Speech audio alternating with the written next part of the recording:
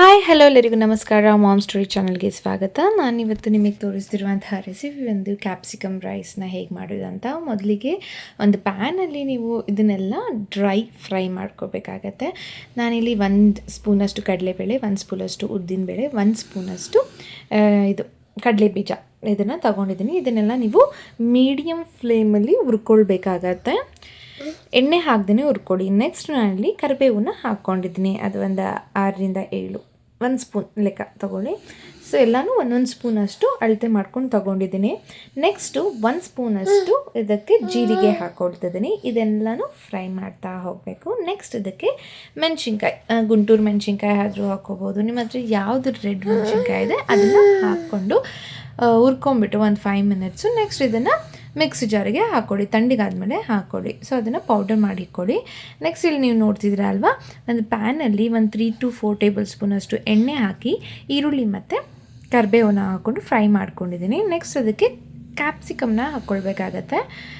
ಸಣ್ಣದಾಗಿ ಅಥವಾ ಉದ್ದುದ್ದ ಈ ರೀತಿ ಸಣ್ಣದಾಗಿ ಕಟ್ ಮಾಡ್ಕೊಂಡು ಹಾಕ್ಕೊಳ್ಳಿ. ನೆಕ್ಸ್ಟ್ ಅದಕ್ಕೆ ರುಚಿಗೆ ತಕ್ಕಷ್ಟು ಉಪ್ಪು ಸೇರಿಸ್ಕೊಳ್ತಾ ಇದ್ದೀನಿ.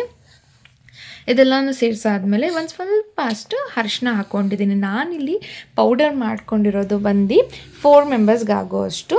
ನಾನಿಲ್ಲಿ ನಿಮಗೆ ಎಷ್ಟು ಪೌಡರ್ ಬೇಕೋ ಅಷ್ಟನ್ನು ಯೂಸ್ ಮಾಡಿಕೊಂಡು ಬೇಕಾದರೆ ಎತ್ತಿ ಸ್ಟೋರ್ ಮಾಡ್ಕೊಳ್ಬೋದು ನೀವು. ನಾನಿಲ್ಲಿ ಎಲ್ಲ ಪೌಡ್ರ್ ಏನು ಮಾಡ್ಕೊಂಡಿದ್ದೀನಿ ಅದನ್ನೆಲ್ಲನೂ ಆ್ಯಡ್ ಮಾಡ್ತಾಯಿದ್ದೀನಿ.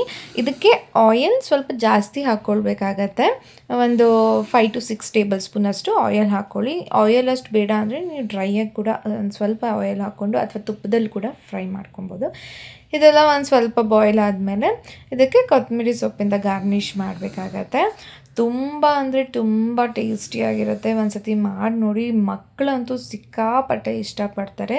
ಈ ರೀತಿ ಪೌಡರ್ ನೀವು ಮಾಡ್ಕೊಂಡು ಬೇಕಾದರೆ ಇಟ್ಕೊಂಡ್ರೆ ಇನ್ಸ್ಟೆಂಟಾಗಿ ಮಾಡ್ಕೊಂಡು ಕೂಡ ತಿನ್ಬೋದು. ಈಗ ಇದನ್ನು ಒಂದು ಸ್ವಲ್ಪ ನಾನು ತೆಗ್ದಿಟ್ಕೊಂಡು ಎಷ್ಟು ಅನ್ನಕ್ಕೆ ಬೇಕೋ ಅಷ್ಟು ಅನ್ನಕ್ಕೆ ಕಲಿಸ್ಕೊಳ್ತಾ ಇದ್ದೀನಿ.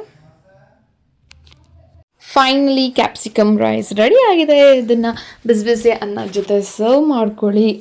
ತುಂಬ ಅಂದರೆ ತುಂಬ ಇಷ್ಟಪಟ್ಟು ತಿಂತೀರಾ. Thank you. Keep watching.